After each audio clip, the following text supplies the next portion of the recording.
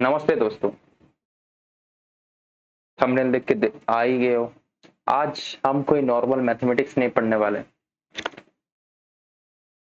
एक थिंकिंग या मैथ्स को रामानुजन जी कैसे सोचते थे उसके बारे में थोड़ा डिस्कस करते हैं। आज थोड़ा मजेदार सा टॉपिक होने वाला है। तो जो लोग जेई नीट या बोर्ड्स का एग्जाम नहीं भी दे रहे हैं उन लोगों के लिए भी ये बहुत अच्छा वीडियो है। तो ऑफ कोर्स देखना, और अगर समझ में आया तो सब्सक्राइब करना। अगर तुम लोग नहीं सब्सक्राइब कर रहे हो तो बिल्कुल ये समझ लेना कि तुम्हारे पास दिमाग बिल्कुल भी नहीं है। ठीक है, अगर सब्सक्राइब कर रहे हो तो दिमाग है, अगर नहीं सब्सक्राइब कर रहे हो तो समझ नहीं आया, इसका मतलब तुम्हारे पास दिमाग ही नहीं।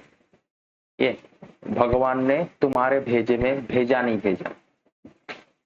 बस अगर सब्सक्राइब कर रहे हो तो of course you have brain and you have understood the concept. तो चलो आज अपना स्टार्ट करते हैं। जीरो टू इन्फिनिटी चैनल का नाम वही है। तो इसमें सब कुछ रहेगा, सिर्फ जेई नीट्स और बोर्ड्स के बारे में नहीं पढ़ेंगे। इसमें हम पढ़ेंगे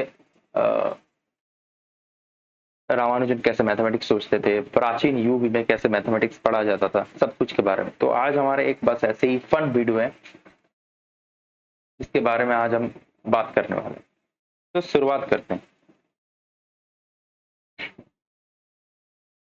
पहले ऐसा नहीं कि 99% जो नहीं कर सकता पहले ही वो दे देते हैं फिर तुम लोग सॉल्व करो, ऐसे नहीं। आज पहले हम देखते हैं कि जो तुम सॉल्व कर सकते हो उसको सॉल्व करने का कितना तरीका हो सकता है। नॉर्मली एक मान लो ऐसे तुम्हारे पास एक प्रॉब्लम है, मान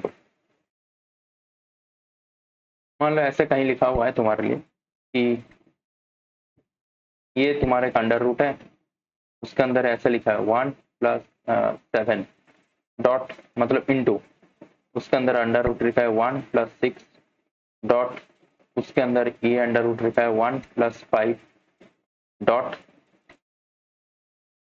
इसके अंदर अंडर रूट लिखा है 1+4 डॉट 1+3 डॉट 3 तक।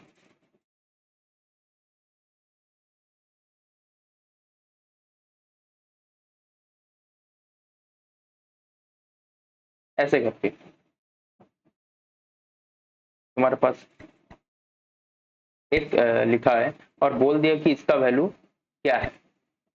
ठीक है, ये तुम्हारे पास ऐसे है, ऐसे तुम्हारे पास प्रॉब्लम है जिसको तुमको सॉल्व करना पड़ेगा। तो तुम बहुत ही, ये नॉर्मल क्वेश्चन है जिसको तुम ऐसे सॉल्व करोगे कि 3+1 क्या हो जाएगा। ऐसे करके देखो, ये जो 3+1 क्या हो जाएगा, ये वाला पार्ट 4, और तो फिर 4 का रूट क्या हो जाएगा, ये हो जाएगा 2।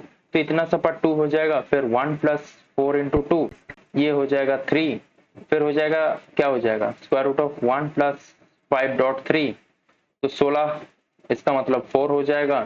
फिर 1+6 × 4 मतलब 24, दैट इज 25, फिर उसका वैल्यू हो जाएगा 5। फिर 5 × 7 35 + 1 36, तो उसका वैल्यू हो जाएगा 6। तो अल्टीमेट इसका वैल्यू 6 होगा। तो ये तो नॉर्मल 1+3 4, 4 का रूट 2, फिर 2 के साथ 4 मल्टीप्लाई करेंगे तो पीछे से करते रहेंगे, पीछे से। तो पीछे से अगर करेंगे तो इसका कुछ ना कुछ सोल्यूशन निकल जाएगा। पर ये तो नॉर्मल मेथड हो गया। अब इसको थोड़ा हम क्या कोई कॉन्वेंशनल मेथड छोड़कर कुछ अनकॉन्वेंशनल, इसको ज्यादा ही कॉम्प्लेक्स करके सोच सकते हैं। कुछ इसके बारे में काम करते हैं, इसको मिटा देते हैं। जो नॉर्मल प्रोसेस है वो बच्चे बच्चे को बताएं, पर रामानुजन ऐसे नहीं सोचते थे। रामानुजन के सोचने के तरीका बहुत ज्यादा अलग थी। वो कैसे सोचते थे, एक सेकंड इसका स्ट्रोक देख लेते थोड़ा। हाँ, रामानुजन के सोचने के तरीका बहुत ज्यादा अलग थी। देखो अब हम जानते हैं, ओके, एक नॉर्मल सा मैथमेटिक्स का फॉर्मूला सबको पता है कि वो क्या है, x² - 1 = x+1 × x−1। बहुत ही नॉर्मल सा फॉर्मूला, बहुत ही नॉर्मल सा 2 कौड़ी का फॉर्मूला है। पर इसको इतना तरीके से कैसे डीप थिंकिंग करते हैं इसके ऊपर थोड़ा एम्फेसाइज करते हैं। इसके तरह से हम कितने प्रॉब्लम सॉल्व कर सकते हैं, बस इतू से एक फॉर्मूला है, x² - 1 = x+1 × x−1। अब इसके ऊपर हम कैसे एम्फसाइज करेंगे, इसके थ्रू हम कैसे कॉम्प्लेक्स प्रॉब्लम सॉल्व करेंगे हम देखते हैं। तो x plus one into x minus one लिखा हुआ है।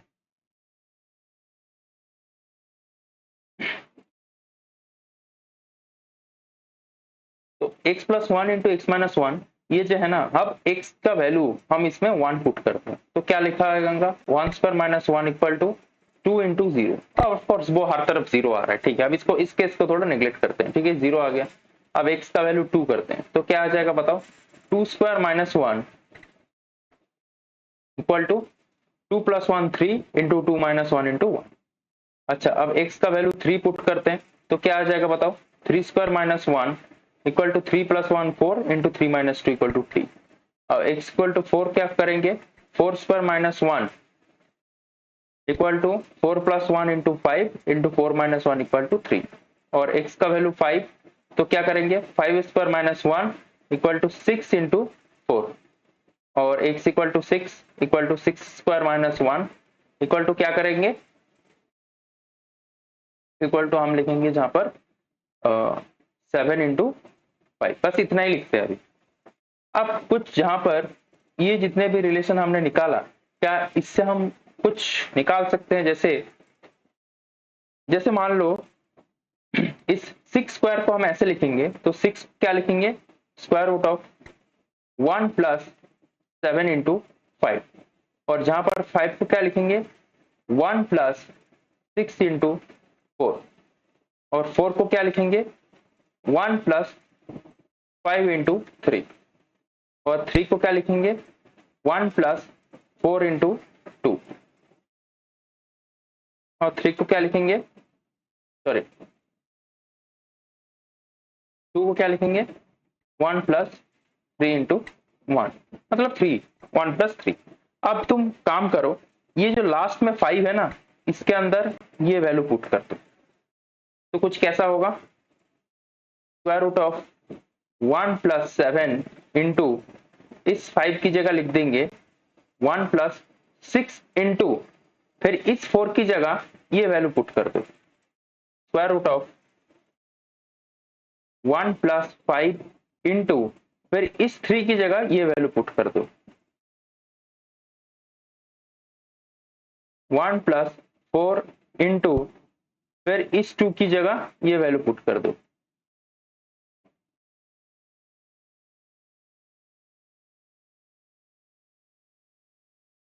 क्या ये वैल्यू और ये वैल्यू सेम है, ये दोनों बराबर हैं। और हम कहां से शुरुआत किए थे, सिक्स से। बस इस चीज को, इसी एक क्वांटिटी को हमने एक्सपांड किया, ये जो हमने लास्ट वाला क्वांटिटी है ना, इसको बस हमने एक्सपांड किया यूजिंग दिस फॉर्मूला। तो ये का वैल्यू, इसका वैल्यू तो सिक्स आ चुका है।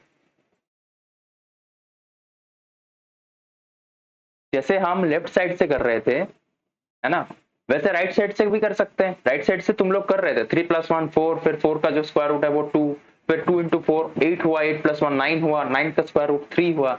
ऐसे करते करते तुम राइट से लेफ्ट की तरफ जा रहे थे। पर इस प्रॉब्लम में हमने देखा सिक्स जो लेफ्ट साइड है, उस लेफ्ट से राइट हमने कैसे चले गए, लेफ्ट मतलब वन प्लस सेवन, उस one plus seven into five, six equal to उसको लिखा जाता है। फिर जो सिक्स हमने लिखा लेफ्ट साइड, उसको राइट साइड की तरफ धीरे धीरे प्रोग्रेस कर रहे हैं, और राइट साइड में थ्री में आकर रुक गया। तो ये हो गया लेफ्ट टू राइट,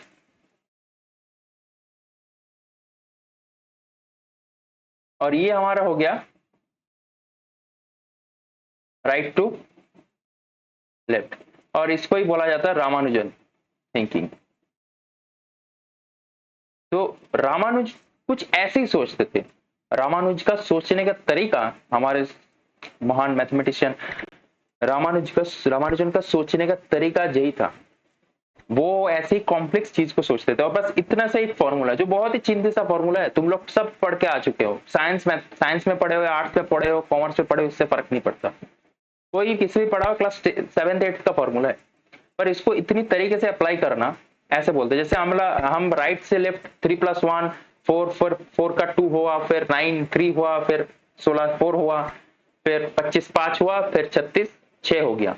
ये राइट से लेफ्ट। पर लेफ्ट से राइट देखो, रामानुजन ऐसे सोच, उसी फॉर्मूला को यूज करके। और मैंने ये क्यों बोला तुम लोग को, अगले वाले एक सवाल पे आते हैं। जो तुम नॉर्मल मेथड से सॉल्व नहीं कर पाओगे। अब यहीं पे स्टार्ट होती है रामानुजन की सोचने की असली तरीका। पर उससे पहले एक स्टोरी है।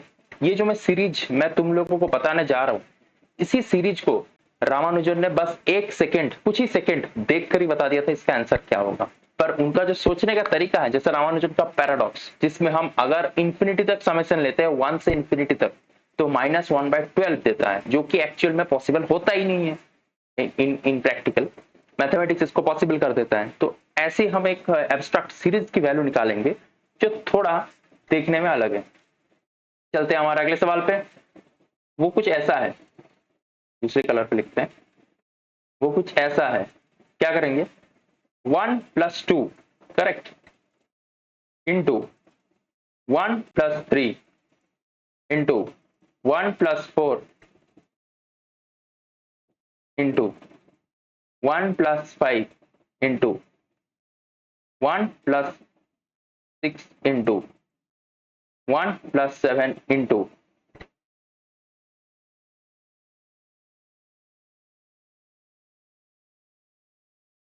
ये इंफिनिटी तक जा रहा है।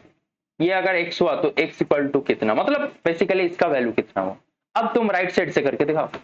राइट साइड में तो इंफिनिटी है, राइट साइड में तो इंफिनिटी है, कहां पे जाके रुकेगा? तुम कैसे निर्धारित करोगे कि राइट साइड में जो पर्टिकुलर पिछले क्वेश्चन में जैसे रुक गया था 1+3 पे, फिर वहां से स्टार्ट कर रहे थे, राइट से लेफ्ट आ रहे थे, फिर मैंने लेफ्ट से राइट दिखाया, यहां कैसे करोगे? पर पिछले क्वेश्चन में मैंने लेफ्ट से राइट तरह का जाने का भी बताया कि एक क्वांटिटी को पकड़ लिया, फिर उसके अंदर मैंने एक्सपांशन करता रहेगा। वही है ना, देखो इस जो लास्ट वाला क्वांटिटी है इसको मैंने एक्सपांड करता गया। अच्छा एक काम करते हैं, इसी चीज को एक जगह पे लिख लेते हैं।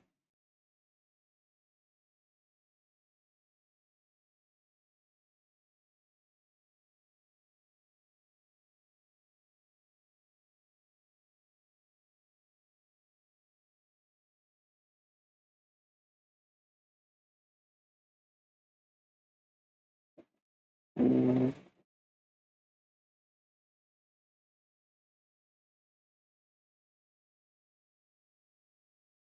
इसके अंदर जैसे मैंने लेफ्ट से राइट वाला एक्सपांशन दिखाया था, जहां पर तो राइट है ही नहीं, तुम कैसे सोचोगे? तो सिमिलरली पहले इसको एक बार ना ट्राई करो, इसी फॉर्मूला से x² - 1 equal to x+1 into x-1, इसी फॉर्मूला से एक बार ट्राई करो। अगर ये हो गया तो you are actually genius, of course you are a genius. अगर इससे नहीं हुआ तो चलो वीडियो देखते हैं। देखो रामानुजन कैसे सोचते थे, the Ramanujan ultimate thinking.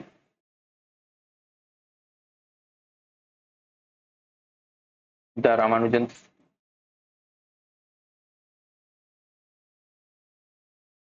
The Ramanujan thought. Ramanujan कैसे सोचते थे, देखो similarly 2² - 1 equal to 2+1 3 into 1 correct.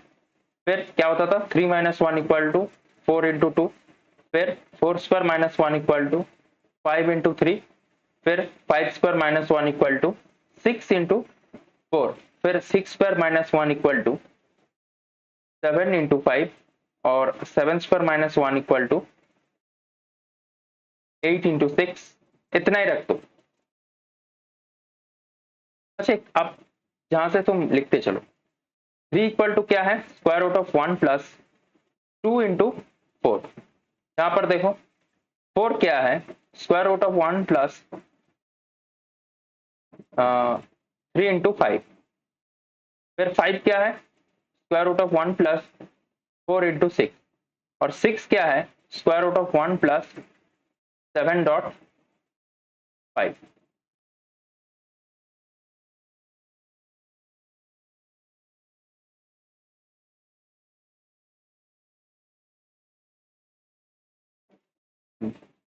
तो अब ये जो 3 इक्वल टू ये है ना, इसको कुछ हम अलग तरीके से लिखते हैं। इसको हम लिखते हैं, इस चीज को क्या लिखेंगे बताओ, इस square root of 1 plus 2 into इस 4 के अंदर, ये जो 4 है ना, इस 4 के अंदर हम इसका एक्सपांशन बैठा सकते हैं। तो क्या लिखेंगे, 1 प्लस 3 डॉट। अब ये जो तुम्हारा 5 है, इस 5 के अंदर ये वाला 5 का एक्सप्रेशन घुसाएंगे, तो 1 प्लस 4 इंटू, और ये जो 6 है इस 6 के अंदर इसका घुसाएंगे 1 प्लस 5 डॉट, फिर 7 का जो होगा वो भी 7 का कुछ ना कुछ ऐसा होगा 1 प्लस 8 डॉट 6, वो